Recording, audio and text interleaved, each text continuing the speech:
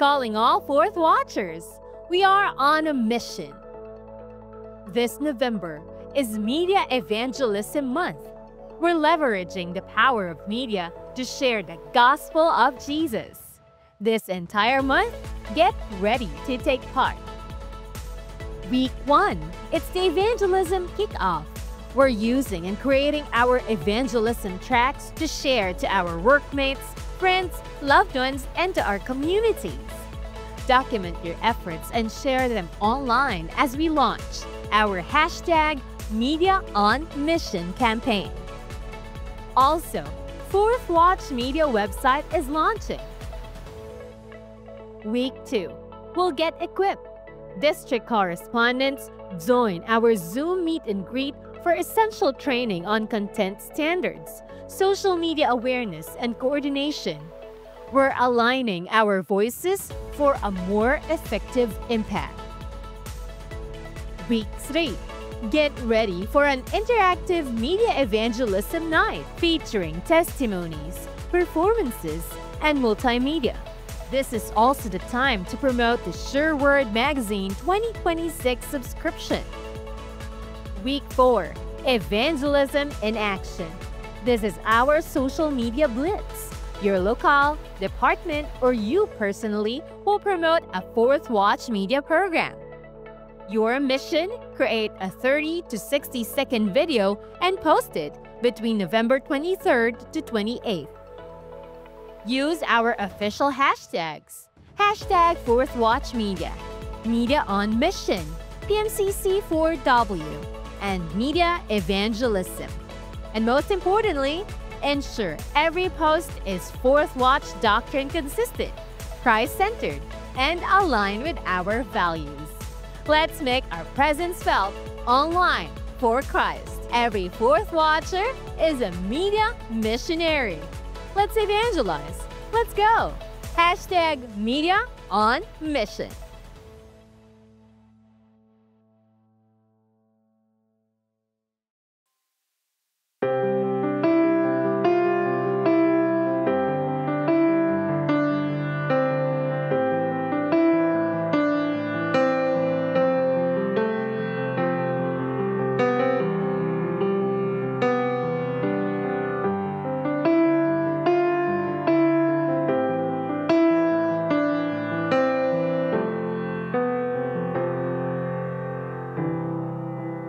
Tulad ng bukas na aklat, hayag ang buhay sa lahat. Sinugo ang tapat, kaligtas ay ihayag. Sila'y pag-uusigin, pagsubok daranasin. Kay Kristo sila'y nabubuhay, ang mamatay ay pakinabang. Oras ng katotohanan, dala ng puno ng sambahayan, di mapasusubalian.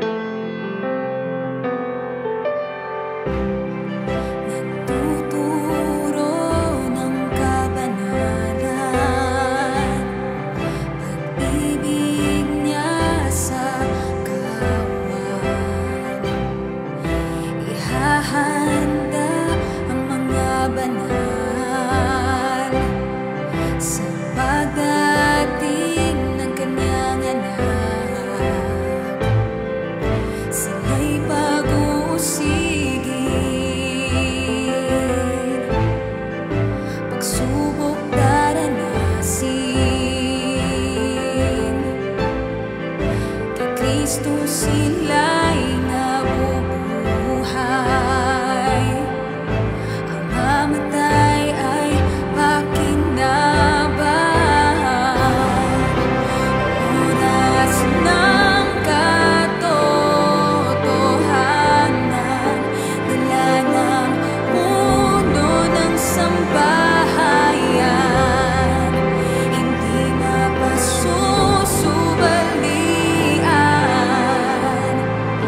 kanyang pagkahirap. Oras ng katotohanan, dala ng puno ng sambahayan. Hindi mapasusubalian kanyang pagkahirap.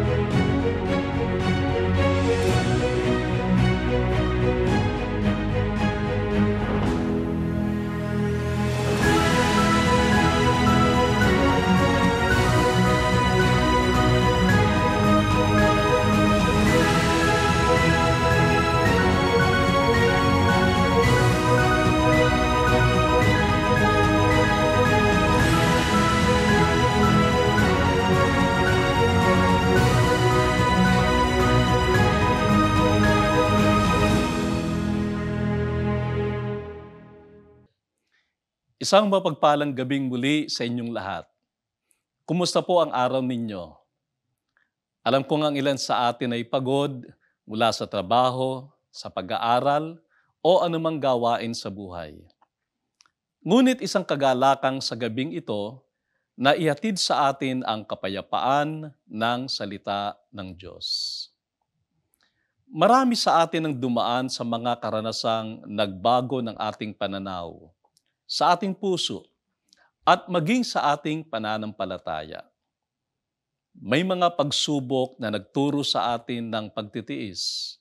May mga karanasan na nagtulak sa atin para muling bumalik sa Diyos. Ngunit, ano nga ba ang dapat gawin ng mga taong dumaan sa ganitong mga pagbabago?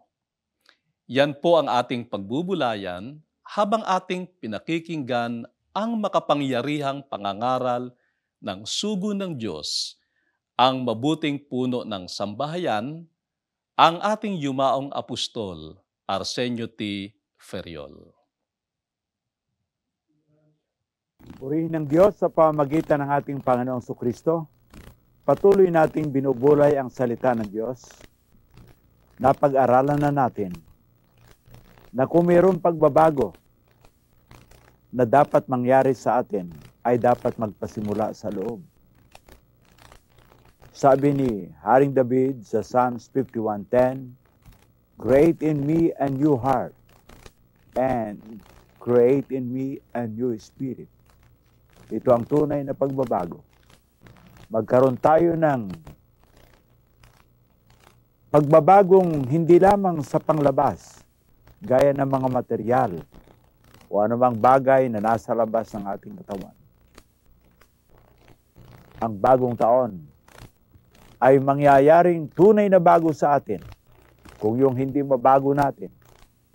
We can change our material surroundings, our physical image. Ngunit meron tayong hindi kayang baguhin. Gaya sabi ni Jeremias sa pangkat 13 at ang talatay 23, hindi mababago ng itupi ang kanyang balat, ng leopardo ang kanyang batik. Hindi mababago ng tao ang kanyang sarili. Ngunit, may mababago sa atin. Ang ating puso, ang ating espiritu, nang makakagawa nito ay ang Panginoon. Sa pagkakataong ito'y bubulayin naman natin sa salita ng Diyos kung ano ang dapat gawin ng mga taong may karanasan na babago. Halimbawa, si Pablo ang sabi niya, if any man be in Christ, he is a new creature. Naranasan na ba natin ang pagbabagong ito ng ating kalikasan? Alam natin na hindi na bago ito ng ating kakayahan, ng ating good works, ng ating morality, na ayon sa salita ng Diyos. Sa 64:6 ng Isaiah, our righteousness are filthy rags before God. Hindi natin maaaring baguhin ang ating sarili ng ating katuwiran, nor by our education and religion and wealth. Nasabi na natin na it is Christ alone who can change our human nature. Kay Kristo, binabago ang ating espiritu, binabago ang ating puso. At ngayon, sa katanungan, sapat na ba yung tayo ay magkaroon ng pagbabago ng ating kalikasan? Alam natin, hindi sapat ito. It is not enough to be born. To be born is to grow. Kinakailangan tayo lumago. Ngunit bago tayo lumago, ano ang unang ginagawa ng Diyos? Basahin natin. Doon sa mga tumanggap ng salita, dito sa mga gawa, chapter 2. At ang talata ay 40 at 41. Ganito ang sinasabi sa atin ng banal na kasulatan. At sa iba pang maraming salita ay nagpatotoo siya at ipinangaral sa kanila na sinasabi, magligtas kayo sa likong lahing ito. At yaon niyang nagsitanggap ng kanyang salita ay nangabautismuhan na paragdag sa kanila sa araw na yon ang may 3,000 kaluluwa. Narito ang banal na kasulatan. Yung tumanggap ng salita, at alam natin ang mabuting balita na ipinapangaral, gaya ng sabi sa unang Pedro 1:23, kayo ay ipinanganak na muli sa binhing walang kasiraan sa pamamagitan ng salita ng Diyos. Kaya sa bagong taong ito, meron na tayong karanasan ng pagbabago. Hindi ito nakikita ng ating mga kaibigan, kapitbahay, ngunit ang sabi ng Panginoon, ito'y gaya ng hangin, dumadaan na dadama, hindi nakikita. We have experienced the inner change by the regenerating power of the Holy Spirit. At ang sabi ngayon ng salita ng Diyos, may pinaglagyan sila. Sa dalawang talatang ito, sa 2:41 at 2:47, those who were being saved were added to the church or to them. Ano ba ang pagkakaiba niyong sa kanila, yung mga apostol, grupo ng mga apostol o yung iglesia? Alam natin ang iglesia ay yung mga taong tinawag. Ecclesia, kaleo, means called out of God. At sila'y dinagdag sa iglesia. O sa kanila, naroon ang mga apostol. Bakit kaya? Alam mo ang sabi ng Panginoon, doon sa babaeng kanyang pinatawad, sa 8:11 ng John, go and sin no more. Pag tayo ay mayroong muling kapanganakan, we are expected by the Lord to continue in that new nature.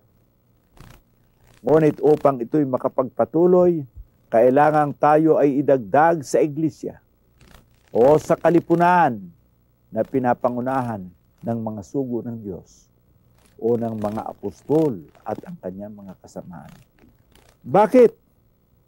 Bakit kinakailangan? Sapagat ang sabi, mga kapatid, sa unang Pedro, pangkat 2, at ang talata ay 1 at 2. Kaya't mga hiwalay ng lahat na kasamaan, lahat ng pagdaraya, pagpapaimbabaw at mga pananaghili at ng lahat ng panglalait, gaya ng mga sanggol na bagong panganak, ay nasain ninyo ang gatas na walang daya, na nauukol sa Espiritu, upang sa pamagitan nito'y magsilago kayo sa ikaliligtas. Ito ang layunin ng Diyos. Bakit inilalagay sa kanila o sa kalipunan sa iglesia? Ang sabi, sapagat tayo ay gaya ng mga sanggol, in newborn babes. As newborn babes, we must be added to the house of God. Bakit? Sapagkat doon natin kakainin o iinumin ang gatas na walang daya sa makatuwid bagay, ang salita ng Diyos. Merong mga tao nagsasabi na, basta kami born again, ayos na kami. Tama rin yung maging born again. Talagang ayos na yun. Pero, another thing is needful. You must be member of the group or of the church. Ang grupong to, hindi basta grupo. Grupo ng mga tinawag. At doon sila inilagay. Bakit? Upang sila'y pakanin ng gatas na walang daya. Ano ang ibig sabihin nito? Sino ang magpapainom sa kanila ng gatas? Sa unang Tesalonica 1:7, ang sabi, kundi kami ay naging nangagpakalumanay sa gitna ninyo, na gaya ng isang sisiwa pagka iniaamo ang kanyang sariling mga anak. In the church, these people gifted of God are like nurses. Sila'y parang naging mga sisiwa na tayo'y pinakain ng salita ng Diyos na walang daya. Ano ba ang ibig sabihin ng salita ng Diyos na walang daya? Pag may daya, may false teaching, may false doctrine. Merong error.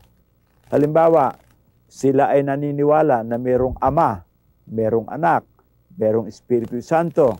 Pero sa oneness ito, yung Ama, yun din daw ang Anak, at yung Anak, yun din ang Ama, yun din ang Holy Spirit, Jesus only. Ano yun? Daya. Bakit? Sapagat sa Biblia, niliwanag ni Apostol Pablo sa unang Korinto 8 at 6. As for us, we have only one God, our Father, in Him we are. At meron lamang tayong isang Panginoon, si Jesucristo, na tayo ay sa pamagitan niya. Napakaliwanag yan. Walang daya yan. Ano pa? Ano pa ang mga daya? Yung ang preacher ay pretender. Mapagpaimbabaw. Si Pablo ang may sabi tungkol sa kanyang pangangasiwa sa iglesia. Sa unang Timoteo, pangkat 4, at ang talata ay 12. Huwag hamakin ng sino man ang iyong kabataan, kundi ikaw ay maging uliran ng mga nagsisampalataya sa pananalita, sa pamumuhay, sa pag-ibig, sa pananampalataya, sa kalinisan. The one teaching the Word of God is the very example of holiness. Kaya si Pablo ang may sabi rin sa 1 Thessalonians 1:5, for our words are not only in words, but in power. You see the kind of life we have lived among you. Hindi ba yung preacher na pati yung pagmumura gagawing tama? Pati si Kristo, pati si na Pablo gagawin din nagmumura na gaya niya. He can make the crooked straight by His cunningness. Palalabasin niyang siya'y mabait sa kabila ng puno ng kapusukan, puno ng pag-aalimura. Yon ay pagtuturo na may daya. Yung sasabihin mo na mayroong Ama at mayroong Anak at may Espiritu Santo, pero ang paniwala mo pala ay si Kristo rin yung Ama at ang Ama ay si Kristo. At pagkatapos lilikha ka ng problema, siya ay lumikha ng problema na sapagkat ang Kristo raw yung umakyat na sa langit, umupo sa kanan ng Ama, siya raw yung Ama, kaya wala ngayong anak. Ay sino ang gagawing anak? Siya. Kaya nakalagay doon sa kanyang larawan na hari ng mga hari, Panginoon ng mga Panginoon, eh siya na pala yun. At sa kanyang internet, ewan ko kung hindi pa niya binabago ngayon, siya raw ang Kristo. Kaya sabi niya, si Kristo raw ay naparito sa katawaang Hudyo, hindi tinanggap. Kaya ngayon, sa katawaang Pilipino, eh sabi ko nga, ano kaya tanggapin? Kung yung Hudyo nga hindi natanggap, siya pang Pilipino. Ano kaya tanggapin siya ng buong bayan? Nagaya ng sabi niya, if Christ were not received in His body as a Jew, eh ang tanong, siya magsasa Pilipino? Ang Kristo? Masyadong laking kapusungan yan. At siguro ngayon, hindi na niya aaminin yan sapagkat ganyan ang mga madulas ang dila. Ngunit, sa iglesia, pakakaanin ka ng doktrina na walang daya, walang kamalian, walang pagpapaimbabaw, at ikaw ay hindi magkakamali. Because the very leaders teaching you the word is their very example. Example sila sa pamumuhay na banal. Example sila sa pamumuhay na may paglilingkod sa Diyos. Walang daya, hindi yung tuturuan ka. Punta kayo sa Maynila at mangulikta kayo ng pera. Dala ninyo ay mga bus galing sa Mindanao. At doon gagawa kayo ng sama-samang pangungulikta. Ginagawa nila yan tuwing Disyembre. At sa kanila yan, wisdom. Huwag kayong magsasabi ng totoo kahit kayo patayin. Huwag kayong magsasabing kayo kasama ko. Hindi sila nangangaral basta nangungulikta. Ano yan? Daya. Malaki ang daya. Kaya inyong mapapansin, mga kapatid, if you are a new creature, if you are indeed in Christ, you must be added to the church. It is not your doing that you are added to the church. It is the Lord who added to the church. Ang kailangan mo lamang ay sumampalataya. Ano ang gagawin mo sa iglesia? Una, ikaw ay pakakainin ng salita ng Diyos na walang daya. Malinaw na katuruan, hindi mapapasubalian, hindi kayang ibuwal ng mga bulaan. Kahit in public debate or in symposium, hindi kayang ibuwal basta harapan lamang. Siyempre kung talikuran, malabo. Kaya't iyan ang dahilan kung bakit idinaragdag ng Diyos sa iglesia yung mga ipinanganak na muli. Ano pa? Doon sa iglesia, napapanatili ang kanilang kalayaan. I will build my church and the gates of hell shall not prevail against it. Inyong pansinin, ang mga malayang tao ay nasa loob ng bahay. Dito sa John chapter 8 verse 35 ay ganito ang sinasabi. Ang alipin ay hindi nananatili sa bahay magpakailanman. Ang anak ay nananahan magpakailanman. Tingnan natin yung mga born again na ang sabi nga ng iba, mga born again na raw ngayon yan. Bakit? Sapagkat sila ay wala sa bahay. Kung wala sa bahay, ay maaalipin ng kasalanan. Hindi ako ang may sabi niyan, ang Panginoon. If you are not in the house of God, you'll become a slave of sin again. Yan ang mga tinatawag na burning again. Hindi na born again, burning again. Inaapuyan na naman, naagaw na sa apoy, inaapuyan na. Ating basahin na ang tao ay naagaw sa apoy. Sa Judas ay sinasabi ang ganito sa talatang 23 ay ganito ang sinasabi ng kasulatan. At inyong iligtas na agawin ninyo sa apoy ang iba inyong kahabagan na may takot, kapuotan ninyo, pati ang damit na nadungisan ng laman. Kaya narito, inaagaw sa apoy, nagkaroon ng karanasan sa kaligtasan at sa pagbabago ng kalikasan, experiencing the new nature of God's creation in regeneration. Ngunit ngayon, burning again. Bakit? Nahiwalay sa tunay na iglesia. Kaya nang mahiwalay, inalipin ulit ng kasalanan. Kaya ang dahilan kung bakit inilalagay sa iglesia ay upang mahiwalay sa kasalanan. Pansinin natin ang mga kapatid sa Roma, ang kanilang karanasan. Dito sa 6:17 ng mga taga-Roma ay ganito ang sinasabi. Dadapot salamat sa Diyos na bagamat kayo'y naging mga alipin ng kasalanan, kayo'y naging matalimahin doon sa puso sa uri ng aral na pinagbigyan sa inyo. Narito ang napakaliwanag ang salita ng Diyos. They were once in bondage, slave of sin. But because God added them to the church, they were in the church of Christ. Mga kapatid, sila ay naging malaya sa mga gapos ng mga kasalanan. Pansinin natin na kung ikaw ay wala sa kalipunan, saan ka mapupunta ngayon? Kahit saan ka na lang mapupunta? Ay ano ngayon ang sabi ng banal na kasulatan?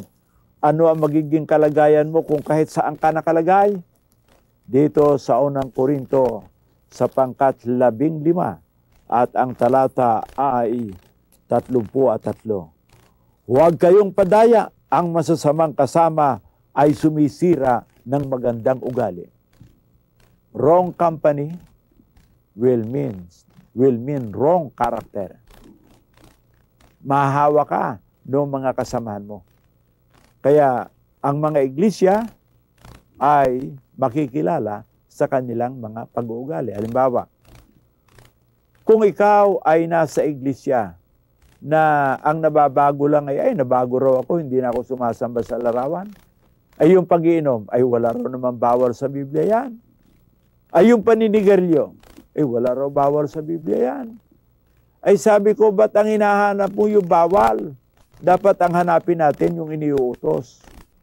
Ano ang sabi ni Kristo sa 28:20 ng Mateo? At inyong sundin o ipasunod o ipagawa ang lahat kong iniuutos. Nag-utos ba si Kristo na tayo uminom ng alak na nakakalasing? Nag-utos ba si Kristo na tayo ay magbisyo ng mga tabako, sigarilyo, droga o beer house? Hindi naman nag-utos. Ay ba't nyo ginagawa? Ay wala raw bawal. Ayun. Ay di paano ngayon? Baka hindi mo pa naranasan ang new creation.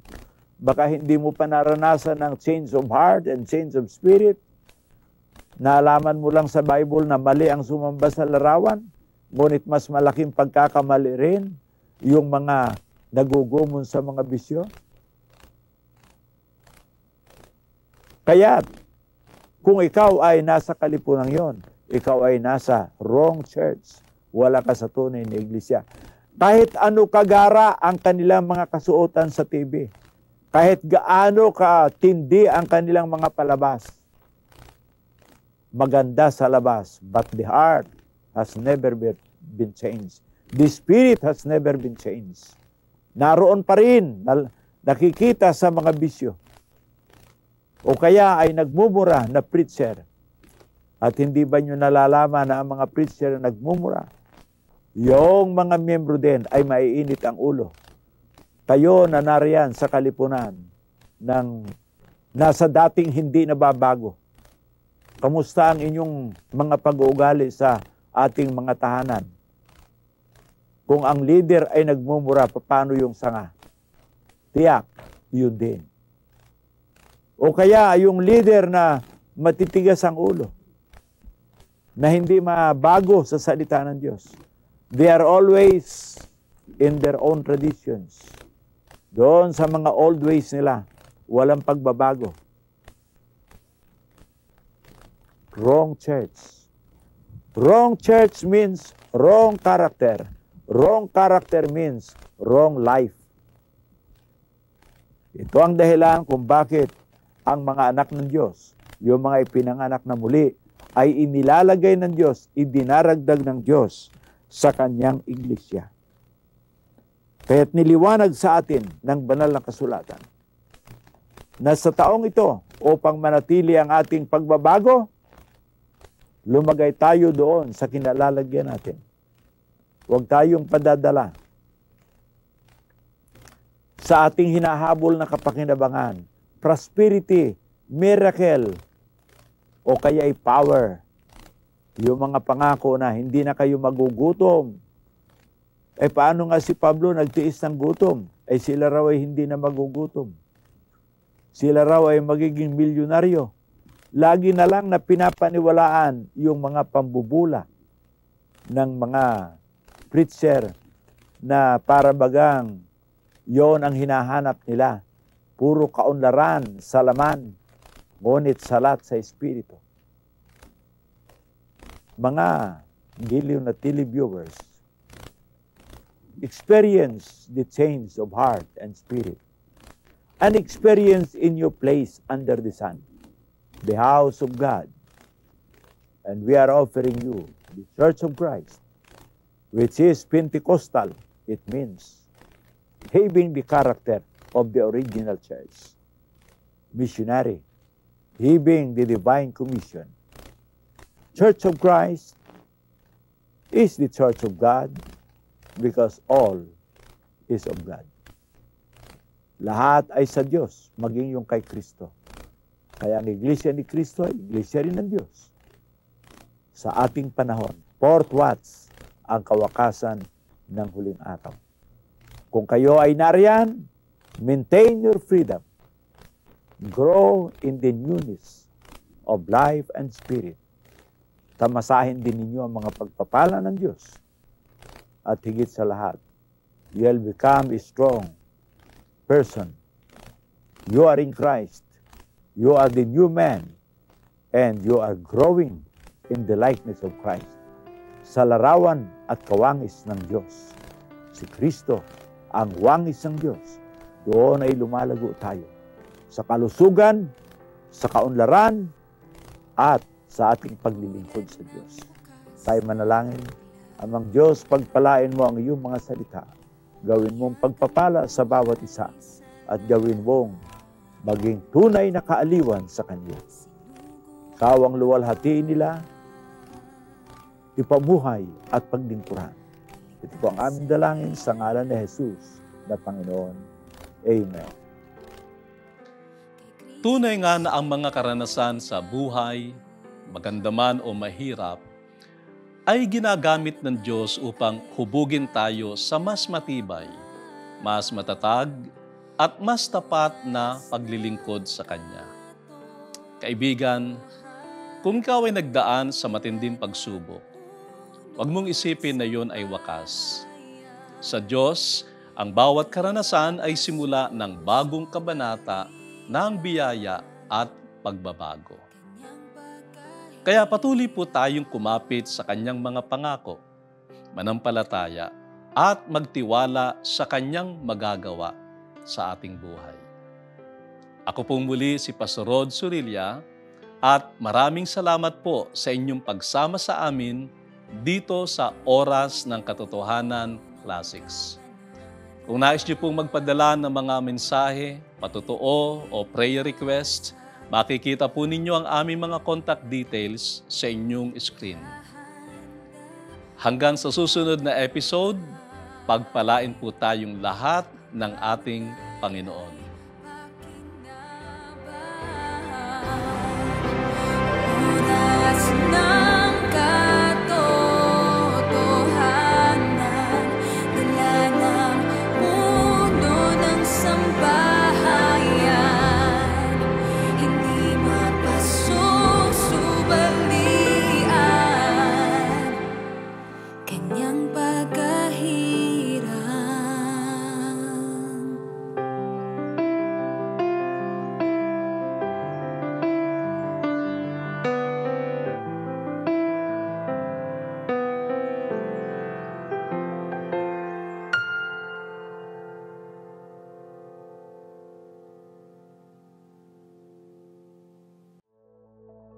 Calling all Fourth Watchers, we are on a mission.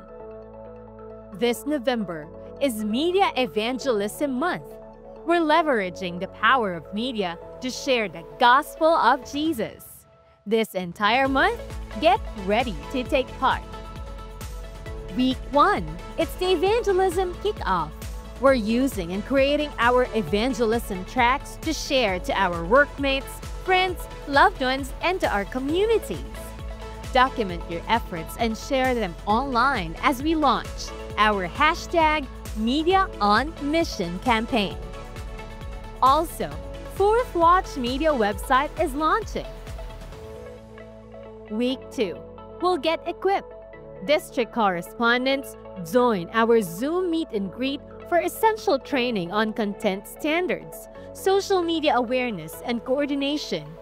We're aligning our voices for a more effective impact. Week 3. Get ready for an interactive media evangelism night featuring testimonies, performances, and multimedia. This is also the time to promote the Sure Word Magazine 2026 subscription. Week 4. Evangelism in Action. This is our social media blitz. Your local, department, or you personally will promote a Fourth Watch media program. Your mission? Create a 30 to 60-second video and post it between November 23rd to 28th. Use our official hashtags. #FourthWatchMedia, Media on Mission, PMCC4W, and Media Evangelism. And most importantly, ensure every post is Fourth Watch doctrine consistent, Christ-centered, and aligned with our values. Let's make our presence felt online for Christ. Every Fourth Watcher is a media missionary. Let's evangelize. Let's go. #MediaOnMission.